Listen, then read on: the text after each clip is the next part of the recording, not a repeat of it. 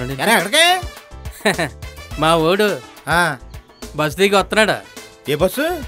అనంతపురం నుంచి. అనంతపురం నుంచా? ఏమన్నావు నువ్వు ఆ దరిద్ర నోరుతోటి? ఏమన్నా? మీ ఓడు చదవడు, సంగీతం రాదు, ఏమీ రాదు, ఎందుకు పనికిరాడు, పేడకాయలు తీసుకుంటాడు, లేకపోతే పార గుణపం బట్టి చేలో గెలుక్కుంటాడు. అది బాబాయ్ నువ్వు ఆడు ఏం కూర్చారు? ఏం కూర్చావా? రే అందుకని మీ మాటలు సీరియస్ గా తీసుకుని ఇవాళ పాసల మీద పాసాయి పోలీసుడు అయి తిరిగి వస్తున్నాడా? అది కూడా వస్తున్నాడయ్యా.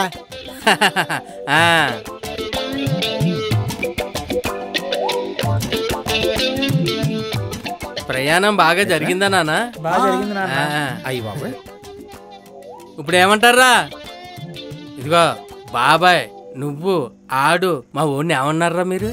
ఆడు అసలు స్కూల్కి వెళ్ళడు, అబ్బదు, చదువు ఎందుకో పనికిరాడు, పేడకాయలు తీసుకుంటాడు, లేకపోతే చెరువులంపట తిరుగుతాడు, అలా తిరుగుతాడు, లేకపోతే బేవర్స్గాడు గడ్డపరట్ని వ్యవసాయం చేసుకుంటాడని చెప్పారు. ఒరే మీరు చెప్పినవన్నీ సీరియస్ గా తీసుకుని నా కొడుకు పాసల మీద పాసాయి పోలీసుడు అయి తిరిగి వచ్చాడు రా. ఇప్పుడు నేను ఆ రోజు నాడిని బోకులో తిరుగుతున్నావు అన్నానని చెప్పేసి సీరియస్ గా తీసుకుని చదివాడాడు. లేదనుకో నిజంగానే బోకు అయ్యేవాడు తెలుసా?